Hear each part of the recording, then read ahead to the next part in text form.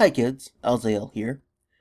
Before we begin, allow me to introduce you to two of the most insanely obnoxious and vacuous things in human history. Number 1, the Gish Gallop. A Gish Gallop is a tactic often used in debate, whereby the debater attempts to overwhelm their opponent or audience with a large number of small, usually bullshit arguments that cannot possibly be addressed in full in any reasonable amount of time. Mostly they're composed of half-truths or arguments that are easy to assert, but take time to refute properly. As an example, take the now infamous video from Full Macintosh about privileges that men have while gaming. Many women have courageously spoken out about how they experience alienation and harassment in gaming. Despite this fact, too many male gamers dismiss the issue as no big deal and insist that there isn't really a problem. One of the luxuries of being a member of a privileged group is that the benefits afforded to us often remain invisible to us. Working towards solutions requires that male gamers become aware of the ways in which we unconsciously benefit from sexism. It's 25 points, all not much more than a sentence in length, most of which are rewordings of one another. I will never be asked to prove my gaming cred simply because of my gender. If I enthusiastically express my fondness for video games, no one will automatically assume I'm faking my interest just to get attention from other gamers. Reflect on my gender as a whole. My gaming ability will never be called into question based on unrelated natural biological functions. The whole video only takes a few minutes to watch, but if you watch the rebuttal videos pointing out its level of bullshit, those are all much longer than the videos that they are responding to.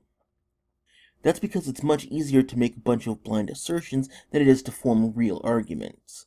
So the respondents are left having to go through all of the work of untangling the huge mess of thought that the galloper left behind, which can often simply not be practical in terms of invested time and effort.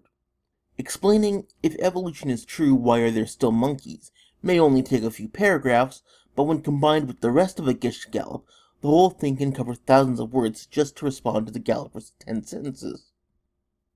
It also has the unfortunate effect of giving the impression, at least to people who can't see what's going on, as though the galloper has a much greater breadth and scope of knowledge than they actually do. By tossing out the arguments so fast that the opponent can't keep up, it can make the galloper seem as though they are well versed in the subject matter, and the floundering opponent to seem bumbling and unprepared by comparison. Even though the galloper's arguments will be fairly infantile individually, a layperson listening, however, is unlikely to even remember most of the galloper's arguments a few hours or days later. They'll simply remember that there were a lot of them. In this way, the galloper's argument seems strong, even though it's overall about as substantial as a meringue. And now that I have explained that, let me introduce you to one of the other most insanely obnoxious and vacuous things in human history. Oh, hi, babes!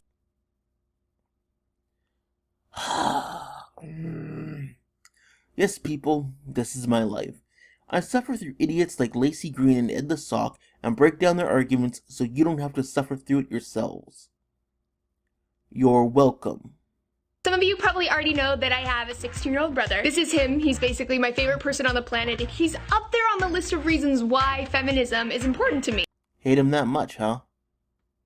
Boys face a number of pressures related to their gender. For example, pressure to be physically tall and muscular, to push down feelings, especially fear and pain, to never cry or be vulnerable, pressure to be into sports or to have manly hobbies, to prove yourself using violence or intimidation to solve problems, to prove your manhood by having lots of sex, learning to see women as sex objects and struggling to have meaningful relationships with them, pressure to be one of the guys, to make harmless jabs at each other meant to establish dominance, pressure to be the protector in a relationship, never the protected, to be the breadwinner, the handyman, the money manager, to pursue physically demanding, dangerous, or even violent jobs, pressure to be the leader and to always have the answers. Is this sexism against men?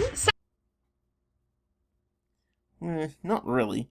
It's just a reflection of how men are naturally. But you know what is sexist against men? The fact that the definition you're showing singles out women as being the typical targets for sexism. Sexism is about exclusion and unequal power in society. It's about discrimination between individuals that bleeds into the workplace and into the law. It's about shaming, belittling, and devaluing the feminine. If you wanted sexism against men, why didn't you mention the sentencing gap? Or that male sexuality is automatically viewed as predatory, leading to things like men being crucified at the mere accusation by a woman. whereas a woman who sexually assaults a man is laughed off and never taken seriously. Despite the fact that as near as anyone can tell, it happens with relatively the same frequency as it does to women. Maybe it's just because I'm one of those evil misogynists who abuse women with facts and reason, but I think things like that are far more important aspects of sexism than men being pressured to be tall. But I'm guessing that doesn't help your narrative, does it? Fucking feminists. Okay, so aside from the rather bizarre bit about the social pressure to be tall, which I'm not entirely certain how society affects that, but I'm sure she has some pseudoscientific reasoning for it. Anyways, aside from that, here we have an example of a Gish Gallop. She listed out about 21 things that are pressures that men face, at least according to her. Ignoring for a moment whether they're true or not, if you go back over her list, you'll quickly note that most of her pressures follow the exact same theme. For instance, if she had just said, men are pressured to always be strong, or men are expected to always be strong both physically and emotionally, if you want to be more specific, it would have rendered about 10 of her points completely redundant. Saying men are expected to always be the responsible ones would have knocked off another 5 or so.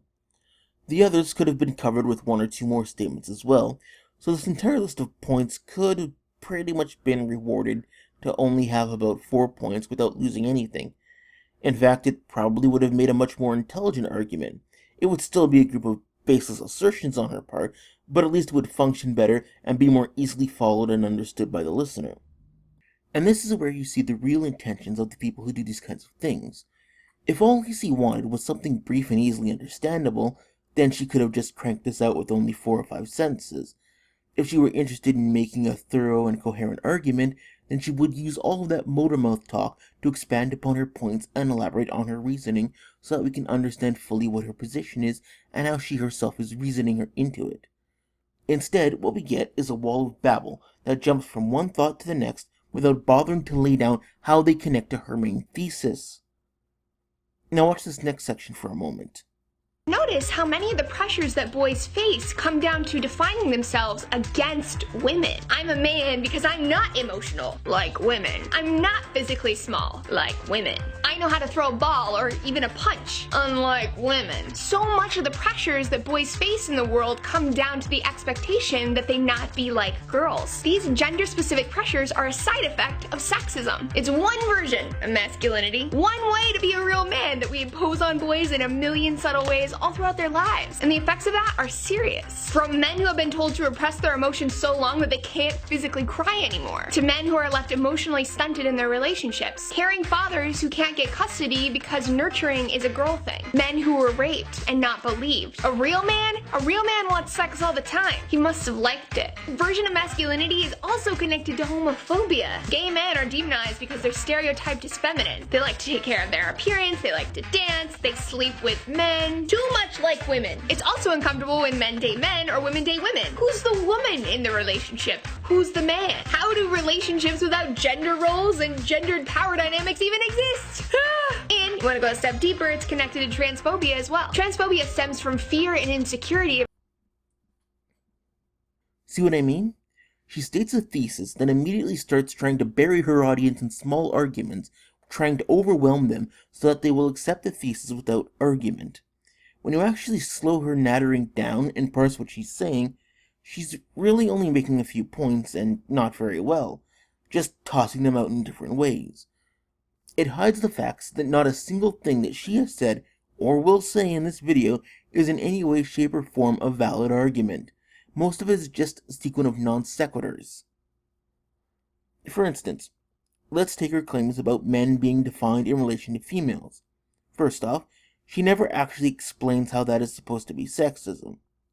As there are basically 2 genders, the only way that you would be able to distinguish one is by juxtaposing it with the other, which is why girls are intuitive and emotional, unlike insensitive and heartless men. Women are gentle and understanding, unlike aggressive and stubborn men. See, I can play this game too. This, however, is not sexism. This is simply noticing that men and women are different and accounting for it. Even if we use her bullshit feminist definition of sexism, she still never lays out how this fits with what she's saying. According to her, sexism requires power plus prejudice. So where are these things in her argument here? She's simply tossing out differences between men and women arbitrarily in the hopes people will take her thesis seriously. Really, she may as well just be making random throat noises. Yeah, like that. And to end it off, I also can't help but note that at no point does she actually say how feminism helps men, besides, mumble, no gender roles. If you're going to subject us to your inane prattling for 4 minutes about how feminism helps men too, shouldn't you actually describe how feminism actually helps men? Another one of her basic ideas that gets spread around and reworded is her idea that men are pressured into being the responsible ones, and the handyman and the leaders, etc., etc., etc. Or that men are always pressured to be strong. I'll first off mention again that she never says how this qualifies as sexist by her definitions. But more importantly, while it is true that this is a role society gives to men, there's one very important thing that I will point out to Lacey and the feminists like her. Someone fucking has to be! Lacey is waxing on repeatedly about how men are expected to be strong and reliable and responsible, unemotional, etc. However, she is overlooking that women are not expected to be any of those things, and all of those things are things that society relies upon to perpetuate itself. Those are also all things that feminism wants to prevent women from being. How many feminists are trying to push for more women garbage men? Where are all of the feminist-run campaigns to encourage women into the coal mine? Are you, Lacey, trying to sign up for a tour of duty in the army? Are you going to school and taking political theory or law, hoping to go into politics? Are any of your contemporaries? Most women go to school for things like sociology degrees, gender studies, writing, communications. Certainly most fucking feminists do. Feminists aren't responsible by any stretch of the imagination. In fact, just the opposite. Feminists like you go out of your way to remove any sort of responsibility from women for anything. Case in point, might I remind you that women's right to vote came without the compulsory requirement for military service, which was why men had the vote in the first place, because it was thought to be unfair to force men to go and fight and die in a ditch somewhere if they had no say in how the government made such decisions. This was a responsibility forced on men by society because somebody had to go and do the fighting and the dying, and I'll note that women weren't exactly lining up to change that. In fact, I'll point out that I mentioned in my previous video to Ed that the women who opposed the vote were a much larger group than those who wanted it, and one of their main reasons for the opposition was the compulsory military service thing. Of course, women got it anyways without having to do that, which then left it up to the men to do the heavy work and the dying, while feminists shamed men with white feathers when they didn't want to go out and do their imposed duty. Or the feminist refusal to support shared parenting. You mentioned that in your list as well, about how men are not seen as nurturing. Do you even realize that it was feminists who used that argument to make mothers the most likely ones to receive custody?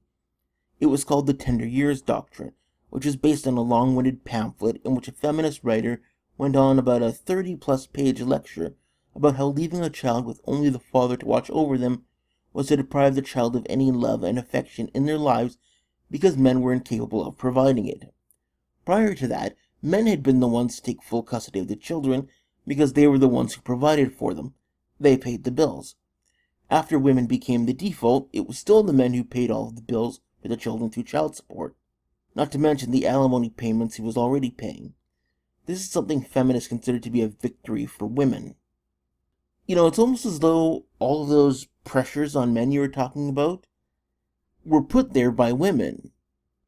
Or, as another example, harassment of women online. Now, I've shown in a previous video how men are harassed online more than women, but note the difference in behavior in regards to how it's treated. Feminists consistently lose their minds over it, screaming for measures and actions to be taken in order to protect women from having to hear things they don't like and cry about how it's sexist and misogynistic and how they're being hurt. Meanwhile, men respond to such things by just taking it. Because they have shit they have to do and no one cares about our problems, because we're supposed to be strong enough to handle it. And we have to be because when we have problems, A, no one cares, and B, when we talk about our problems, feminist pseudo-intellectual bimbos like you tell us that it's really just sexism against women and to be feminists. Oh, and C, women lose interest in us as potential sexual or romantic partners because we're not being manly. In fact, I'm honestly unable to think of a single instance ever of feminists ever advocating for women taking on greater responsibilities, or women being less emotionally volatile, or women going out and doing all of the hard and difficult work that men do.